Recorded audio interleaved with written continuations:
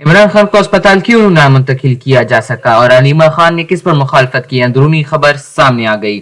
بانی P T I Imran Khan کی اسپتال منتقلی اور ذاتی معالجین تک رسائی سے متعلق اندرونی تفصیلات سامنے آ گئی۔ پارٹی ذرائع کے مطابق بیرسٹر گوہر نے علیمہ خان سے رابطہ کیا اور 14 فروری کو کہا کہ 2 ڈاکٹروں کے نام دے دی تاکہ انہیں جیل بھیجا جا سکے۔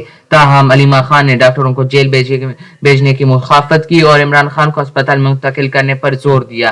ذرائع نے بتایا Alima Khan P T I دھرنوں کے دوران تمام معاملات سے آگاہ تھی اور مرکزی قائدین سے مسلسل رابطے میں رہی۔ بعد ازاں ایک اور رابطے میں بیرسٹر گوہر نے انہیں بتایا کہ حکومت کو اسپتال منتقل کرنے پر آمادہ ہے۔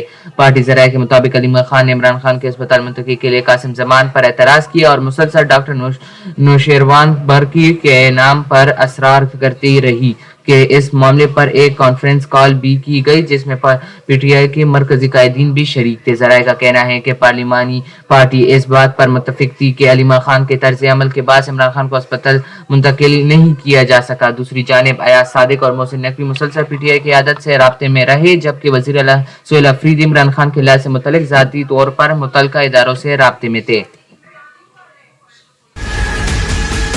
عمران خان کا علاج تو ہوا ہی نہیں ہے، وہ تو پمس میں لے کر آئے ہیں۔ اب پارٹی کا کام ہی نہیں بنتا کہ عمران خان کی صحت کے اوپر آئندہ کوئی ڈسکشن کریں، کوئی بات کریں ہماری اجازت کے بغیر۔ یہ ہم بڑا کلیئر کر رہے ہیں۔ جو محسن نقوی ٹی وی کے اوپر بیٹھ کے بول رہے ہیں کہ عمران خان کا علاج کے اندر تاخیر ہوئی ہے، کون سا علاج ہوا ہے؟ یہ بات کرتے ہیں پارٹی کے اندر کوئی انٹرفیئرنس نہیں ہے۔ ہمارے بھائی کی صحت کا سوال ہے، اس کی آنکھ کا سوال ہے۔ آج کدھر ہیں سینئر لائرز؟ یہ سارے جو ٹی وی پہ بیٹھ کے بول رہے ہیں اس کو چیلنج کیوں نہیں کوئی کر رہے پارٹی والے کہ کون سا علاج ہوا ہے عمران خان کا؟ کون سی اس نے گارنٹی دی تھی؟ حامد خان کدھر ہے؟ کھوسا صاحب کدھر ہیں؟ علی ظفر کدھر ہیں؟ اور گوہر صاحب جو صحت کے لیے اتنی فکر کر رہے تھے، جو صحت کے لیے پورا کمیونیکیٹ کر رہے تھے، عمران خان کی صحت کو جو فارغ کروا دیا، تو گوہر صاحب کدھر ہیں اس وقت؟